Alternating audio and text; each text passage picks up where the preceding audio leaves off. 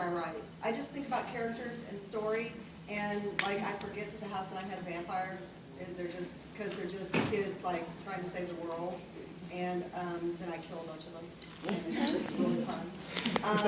And I really focus on the story and the characters, and then see where they take me.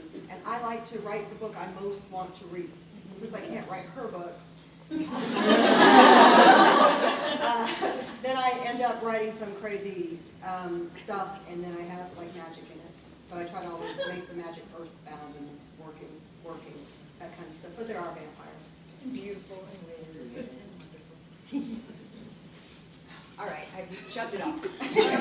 So I think I kind of write a blend of paranormal romance and urban fantasy.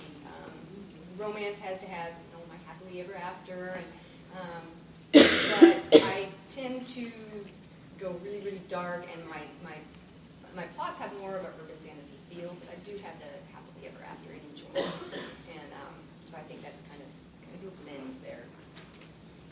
Well, I write urban fantasy, and I would guess urban fantasy is a lot like paranormal romance, only I get to kill off the main love interest. Yeah, I know, but you forgive me, right?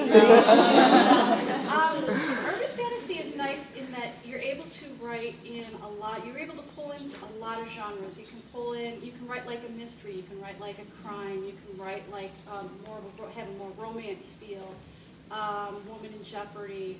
So, urban fantasy can bring all those things in, which is one of the reasons why I like writing in it.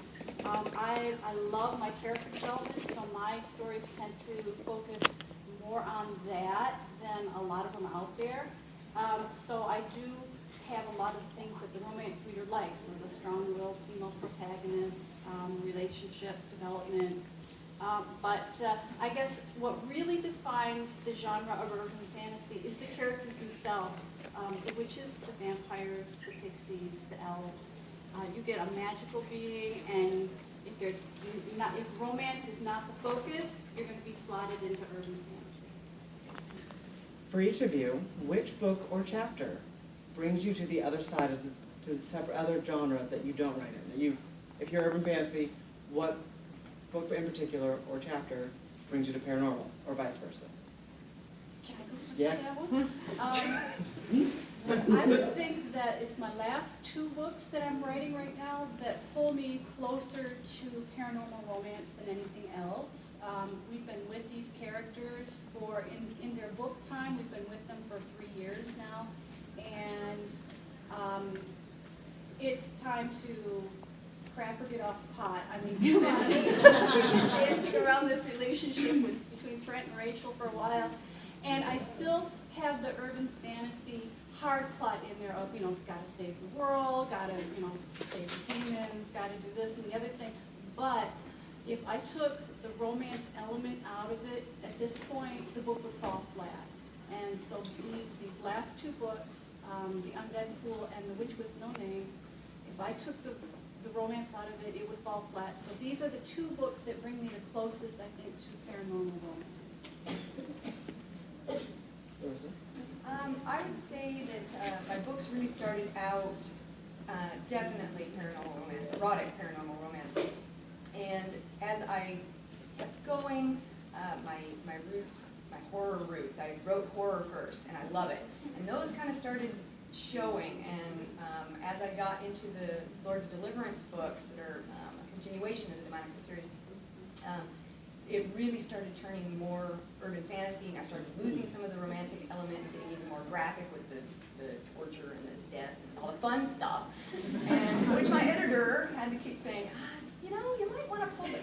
You don't want the hero chewing off his own arm, really.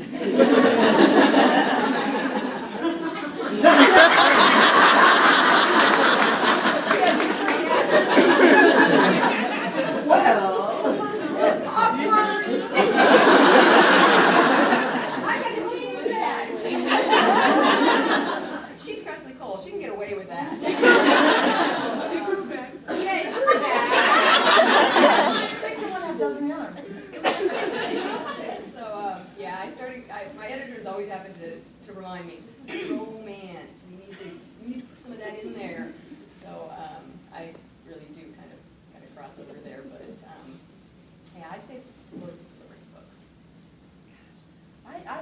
genre that I cross over most to, it would be horror. I love that, and or erotica. But I get shit from my editor. She's like, Kresley, enough of cannibals. And I was like, everybody loves cannibals. Cannibals need it too. No. And then she just gives me copyets, and I'm like, I took out all the cannibals, and then I put them back in pages. Because a game we play, we've been doing it for 12 years. She totally doesn't know about it. Well, okay, I started out by fantasy and then paranormal romance, and so The House of Night really has been a very freeing experience for me because it is not traditional romance at all. It was supposed to be 3 YA books, actually, to start. And and then it just blew up, and my editor said, write whatever you want to write. And then I think she just, I don't know what Krista knows, she just put some like goggles on, and I'm not sure she reads everything. Oh my God, because like I kill people off, and it's really graphic, and it gets grosser and grosser, and she like is like, oh, that's good.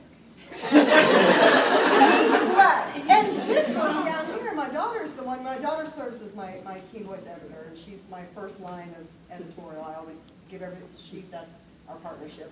And plus, I can beat her because she's my daughter. If I can catch her still. But she's the one who's like, Phyllis, enough with the bodily fluids from the bull. No more bodily fluids. And that she's the one who stops that. But I think that my paranormal romance roots kind of show in the various relationships that I find through, like Raphaim and Stevie Ray.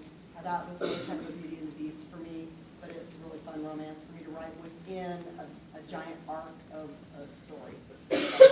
I don't really have an answer.